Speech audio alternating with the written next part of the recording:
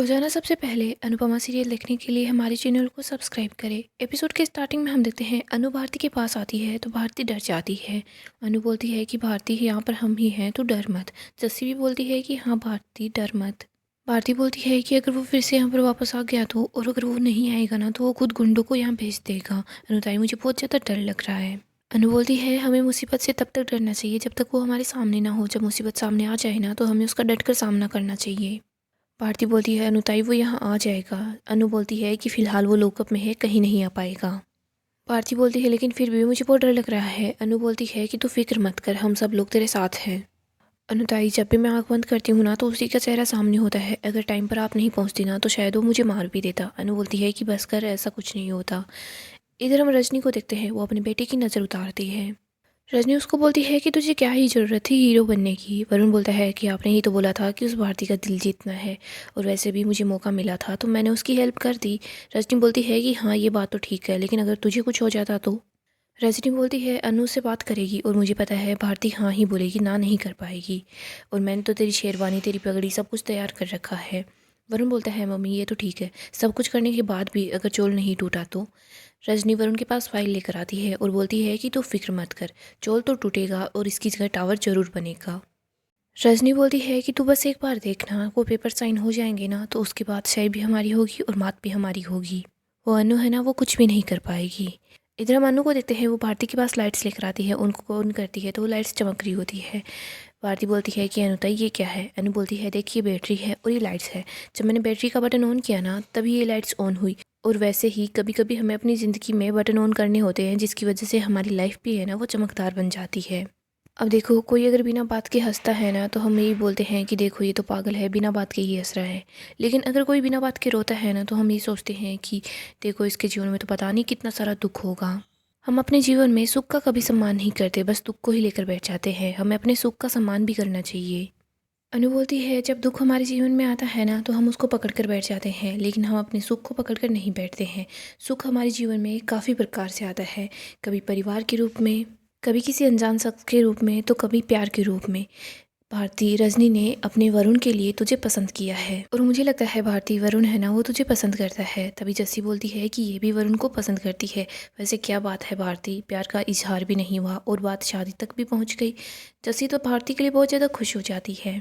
अनु भारती को समझाती है कि देख तेरी ज़िंदगी है, तुझे इसका सोच समझकर फैसला करना है, कोई भी जल्दबाजी नहीं करनी है। तू पहले सोच लेना, समझ लेना कि तुझे क्या करना है और उसके बाद अपना फैसला बता देना। भारती याद करती है कि कैसे वरुण ने उसे हर बार बचाया है, उसकी हेल्प की है। भारती अनु को बोलती है कि आपने जैसे लाइट्स का बटन ऑन किया है ना वैसे ही आप मेरी खुशियों का बटन आप ही ऑन करोगी। अनुताई आप ही फैसला लोगी ना, मुझे वो फैसला मंजूर होगा और मुझे अच्छे से पता है आप मेरी खुशियाँ देखेंगी, आप मेरे लिए वही फैसला करेंगी जो मेरे लिए सही होगा। अनुताई मेरी लाइफ में वरुण रहेगा या नहीं रहेगा ये बात आप ही डिसाइड करेंगी। इसके बाद अनु भारती को गले लगा लेती है, जैसे भी साथी होती है। अनु बोलती है तो फिर ठीक है, तो दुल्हन बनने की तैयारी है ना, शुरू कर दे। जस्सी, भारती, अनु तीनों बहुत ज़्यादा खुश हो जाते हैं। अनु बोलती है भारती जल्दी ही है ना ये चोल रोशनी से और तेरा जीवन है ना खुशियों से भर जाएगा। आगे हम रजनी को और वरुण को देखते हैं। रजनी बोलती है कि मैंने है ना टावर का नया नाम फाइनल कर लिया है। रजनी बताती है कि वरुण राज। वरुण सुनकर बहुत ज़्यादा खुश हो जाता है। आगे हम प्रेम और राही को देखते हैं। राही अपसेट होती है। प्रेम बोलता है कि मेरे पास एक सोल्यूशन है, एक मंत्र है जिससे है ना तुम्हें सब कुछ याद हो जाएगा। राही बोलती है सच में? प्रेम बोलता है हाँ। प्रेम बोलता है देखो तुम्हें जो कुछ भी याद है ना तुम उसका एक गाना बना लो और उसके बाद सब कुछ याद कर लेना। बचपन में हमें ABCD ऐसे ही तो सिखाते थे। राही बोलती है हाँ। प्रेम बोलता है अब चलो जल्दी से गाना बनाना स्टार्ट कर दो। वो धीरे धीरे करके सब कुछ याद कर लेती है। प्रेम उसका साथ देता है। प्रेम राही को देखकर बहुत ही ज़्यादा खुश हो रहा होता है। इधर राही भी सब कुछ याद करती है तो वो धीरे धीरे खुश हो जाती है। यहीं पर हम दिवाकर को देखते हैं, वो अपनी गाड़ी में बैठा होता है और प्रेम और राही को ही देख रहा होता है और बहुत ज़्यादा जेलस फील करता है। दिवाकर की नज़रों से प्रेम और राही गायब हो जाते हैं। दिवाकर गाड़ी के बाहर आता है और वो उन्हें देखने की कोशिश करता है। इधर तभी यहाँ पर गौतम आ जाता है। वो बोलता है कि यहाँ पर क्या कर रहे हो, मुझे पता है तुम यहाँ पर राही को देखने के लिए आए हो। दिवाकर वहाँ से जा रहा होता है तभी गौतम बोलता है मुझे पता है तुम राही को पसंद करते हो और राही है ना वो भी धीरे धीरे करके तुम्हें पसंद करने लग गई है। वो पूरा दिन दिवाकर सर बोलते रहती है। प्रेम के पास तो राही के लिए टाइम ही नहीं है। बेचारी हर वक्त उदास रहती थी, मायूस रहती थी, लेकिन जब से तुम्हारी क्लास अटेंड करने लगी है ना तब से वो बहुत ज़्यादा खुश हो रही है। ऐसा लगता है कि राही में किसी ने जान डाल दी है। दिवाकर ये सब सुनकर बहुत ज़्यादा खुश हो जाता है। अगली सुबह हम मीता को देखते हुए बहुत ज़्यादा गुस्से में होती है। अनिल बोलता है कि क्या हुआ। मीता बताती है कि आजकल सैलून में कोई भी फेशियल कराने के लिए नहीं आ रहा। मीता बताती है कि स्टाफ वाले बोल रहे थे मार्केट में कोई नया हर्बल प्रोडक्ट लॉन्च हुआ है। मीता बोलती है नुकसान मेरा हो रहा है। मोटिवा बोलती है कि मीता फिक्र मत करो, सब कुछ ठीक हो जाएगा। देखो पहले अंश और लीला बहन भी तो कितना उड़ रहे थे, लेकिन उनके साथ क्या हुआ वैसा ही इस नई कंपनी के साथ होगा। मोटिवा बोलती है लेकिन ऐसा कौन सा प्रोडक्ट मार्केट में आ गया है। तभी वहाँ पर प्रार्थना आ जाती है। प्रार्थना बताती है कि बा और अंश दोनों ने मिलकर फिर से अपनी कंपनी खोल ली है। गौतम बोलता है लेकिन उनकी कंपनी तो बंद हो चुकी थी। प्रार्थना बताती है कि उनकी कंपनी बंद हुई थी, उनका नाम ख़राब कर दिया, लेकिन उनके प्रोडक्ट थे ना वो बहुत अच्छे थे, उन्होंने अपनी कंपनी का नाम चेंज कर लिया। प्रार्थना बहुत ज़्यादा खुश होती है, सबको बता रही होती है कि अब उन लोगों को रिव्यूज़ भी अच्छे मिल रहे हैं और अच्छी खासी सेल भी हो रही है। अंश ने अनुमा की दी हुई सीख पर गौर किया और उसके बाद उसी सीख पर चला ना, तो देखो अंश के साथ इतना अच्छा हो रहा है। क्याथी बहुत खुश हो जाती है। क्याथी बोलती है कि चलो अच्छी बात है, इससे ये तो साबित हो गया ना कि अंश और लीला बाकी कोई भी गलती नहीं थी। मुझे बोलती है कि तुम्हें बड़ी श्रद्धा है उन लोगों से। क्या थी, अगर तुम इतना ही उन लोगों का गुणगान करना चाहती हो तो उनके नाम का मंत्री क्यों नहीं बना लेती। इधर प्रार्थना बोलती है कि ये तो बस शुरुआत है, अब देखना अंश और बा की कंपनी है ना वो बहुत आगे जाएगी। प्रार्थना बोलती है इतनी खुशी की बात है, मुंह मीठा करना तो बनता ही है। आगे हम अनुपमा और राही को देखते हैं, वो दोनों वीडियो कॉल पर बात करती है। इधर राही बोलती है कि देखो मोबाइल में 4G 5G सब कुछ आ गया है, काश मम्मी जी भी मोबाइल में आ पाती। अनु बोलती है ठीक है कोई बात नहीं है, मैं तुझे दही शक्कर खिला पाती अगर तेरे पास होती तो। प्रेम बोलता है मम्मी कोई बात नहीं है, दही शक्कर मैं खिला दूंगा। अनु बोलती है ठीक है ये वाला मैं खा लेती हूँ, मेरा मूड भी अच्छा हो जाएगा। अनु बोलती है वैसे राही तेरी एग्जाम है और तू बिल्कुल भी नहीं घबरा रही, ऐसा कैसे है। प्रेम बोलता है कि सारा का सारा मेरा कमाल है। राही बोलती है नहीं सारा मेरा कमाल है, तुमने सिर्फ आइडिया दिया था और बाकी मेहनत तो मैंने ही करी है ना। अनु बोलती है हाँ सारा का सारा मेरे जमाई राजा का ही कमाल है। राही बोलती है मम्मी आपको तो अपनी बेटी पर बिल्कुल भी भरोसा नहीं है। अनु बोलती है कि ऐसा नहीं है, जब पत्नी को पति का साथ मिलता है ना तो पत्नी के सारे डर सारे दुख सारी टेंशन गायब ही हो जाती है। अनु अनुज को याद करती है और सोच रही होती है कि कैसे अनुज ने उसका साथ दिया था। इधर बोलती है कि जा राही अब जल्दी से, वरना तो एग्जाम के लिए लेट हो जाएगी। राही बोलती है ठीक है मम्मी। अनु देखती है कि ईशानी अभी तक यहाँ पर नहीं आई। अनु ईशानी के पास कॉल करती है, तभी ईशानी घर के अंदर आ जाती है। अनु उसको देखती है। ईशू बोलती है कि हाँ मैं पार्टी करके आई हूँ, लेकिन फ़िलहाल मुझे आपके लेक्चर की नहीं ब्लैक कॉफ़ी की ज़रूरत है, जल्दी से बना दीजिए। ईशानी अपने रूम में जा रही होती है, तभी अनु उसका हाथ पकड़ लेती है। ईशू जोर से चिल्लाती है कि क्या है। इधर जस्सी भारती परी तीनों उठ जाते हैं। अनु ईशू को बोलती है कि देख दोस्तों से मिलना पार्टी करना गलत नहीं है, लेकिन टाइम भी तो होना चाहिए कि दिन है रात है। तू घर से जब चाहे मुंह उठाकर निकल जाती है, जब चाहे मुंह उठाकर आ जाती है। घर के भी कुछ नियम कायदे कानून होते हैं। ईशानी तू क्या फिर से अपनी पुरानी ज़िंदगी ही जीना चाहती है, पहले दोस्तों के साथ पार्टी शुरू करना, रात रात बाहर रहना, फिर से नशा शुरू करना, यही सब कुछ करना चाहती है क्या तू। ईशू बोलती है कि कोई मैं छोटी बच्ची नहीं हूँ और मुंबई में रात को भी लोग घूमते रहते हैं, तो मैं बाहर चली गई तो इसमें प्रॉब्लम क्या है। और वैसे भी मैंने पार्टी की है लेकिन कोई नशा वसा नहीं किया है, घर में एंट्री नहीं कि लेक्चर शुरू हुई हो गया। अनु ईशू को समझाती है कि कल भी मैंने तुझे समझाया था, देख हमारे हाथ में बैठा हुआ कबूतर और हाथ में आया हुआ काम है ना, इसका कोई भी भरोसा नहीं है। ईशानी गुस्सा करती है और बोलती है कि अरे मुझे जीने दो। अनु बोलती है कि तू मुझे जीने दे, देख मैंने तेरी जिम्मेदारी ली है, अगर कोई भी ऊंच नीचे हो जाएगी ना तो फिर मुझे ही जवाब देना पड़ेगा। अनु ईशू को बोल देती है कि चल अभी के अभी सामान बांध और अहमदाबाद तू वापस जाएगी। ईशू बोलती है कि आपकी मर्जी नहीं चलेगी, जब चाहा आप मुझे यहाँ ले आई और जब चाहा मुझे यहाँ से भेज देंगी, मैं यहीं पर रहूँगी, यहाँ से कहीं नहीं जाऊँगी। अनु बोलती है कि इस घर में रहना है तो हमारे तरीके से रहना होगा। ईशू बोलती है कि मैं भी नहीं रहना चाहती इस माचिस की डिब्बी के अंदर, मुझे अपने दोस्तों को बताते हुए शर्म भी आती है कि मैं कैसी जगह रह रही हूँ। इधर जस्सी बोलती है कि देख हमारे घर के बारे में तो कुछ नहीं बोलेगी। ईशानी तुझे मेरी वजह से काम मिला है, अनु की वजह से भी काम मिला है, तो यहाँ पर फ्री में रहती है, फ्री में खाती है और इतने नखरे दिखा रही है। ईशू बोलती है कि हाँ फ्री में खाती हूँ रहती हूँ, लेकिन जब भी मुझे पेमेंट मिलेगा ना तो तुम्हारे मुंह पर पैसा फेंक कर मारूंगी। भारती बोलती है ठीक है तुम खाने पीने के पैसे तो दे दोगी, लेकिन अनुताई ने तुम्हारी जो हेल्प की है, तुम्हें जो प्यार किया है उसका क्या। और अगर अनुताई तुम्हें अहमदाबाद से यहाँ पर मुंबई नहीं लेकर आती ना तो तुम अपने घर पर बैठे बैठे रो रही होती। ईशू भारती से बदतमीजी करना शुरू करती है, तभी अनुपमा को गुस्सा आता है और वो ईशू को एक जोरदार थप्पड़ लगा देती है।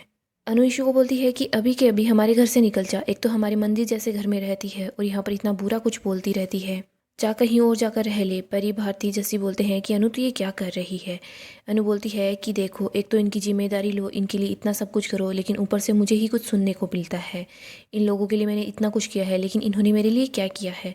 अनु ईशू को घर से बाहर निकाल रही होती है, लेकिन ईशू कमरे के अंदर चली जाती है और बोल देती है कि मैं यहाँ से चली ही जाऊँगी।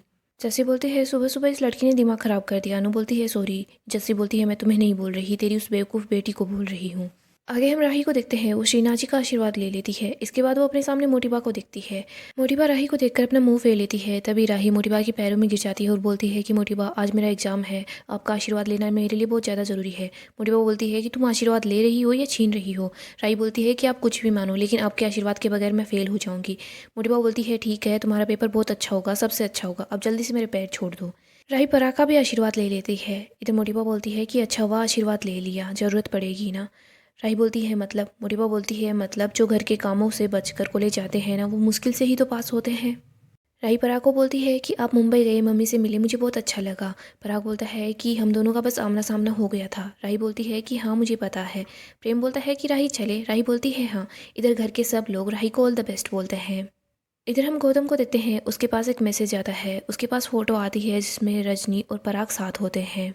गौतम ये देखकर बहुत ज़्यादा खुश हो जाता है और वो बोलता है रजनी देसाई आपने सही बोला था, बाजी खेलने का मज़ा तभी आता है जब हमारे हाथ में हुक्म का इक्का हो। इधर हम देखते हैं भारती के पास उसके पेरेंट्स का वॉइस नोट आता है। वो बोलते हैं कि भारती बेटा हमें अनुपमा जी पर पूरा भरोसा है और तू खुश है तो हम भी खुश हैं।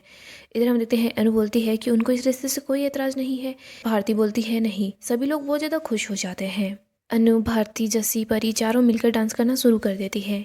गाइस डेली अपडेट के लिए आप हमारे चैनल को सब्सक्राइब करें, साथ ही साथ वीडियो को भी लाइक कर दें। गाइस अपकमिंग एपिसोड काफ़ी ज़्यादा धमाकेदार होने वाला है। अपकमिंग एपिसोड में हम देखेंगे अनु भारती के लिए बहुत ज़्यादा खुश हो जाती है। वो भारती को बोलती है कि अब देखो मेरी सहेली है ना, वो मेरी समधन बन जाएगी। मैं उसके पास जाऊँगी, उसको खुशखबरी सुनाऊँगी, वो भी बहुत ज़्यादा खुश हो जाएगी। सभी लोग साथ मिलकर डांस करना भी शुरू कर देते हैं और बहुत ज़्यादा खुश हो जाते हैं। आगे हम देखते हैं अनु बोलती है कि आज ही मैं रजनी के यहाँ चली जाऊँगी, उसको बता दूँगी कि तुम्हें इस रिश्ते से कोई प्रॉब्लम नहीं है। भारती बोलती है ठीक है अनुताई। इधर हम देखते हैं अनु रजनी के पास पहुँच जाती है। यहाँ पर वो रजनी को बताती है कि देखो मैं नारियल लेकर आई हूँ और ये शगुन लेकर आई हूँ, तुम इसे एक्सेप्ट कर लो, हमें तो रिश्ता मंजूर है।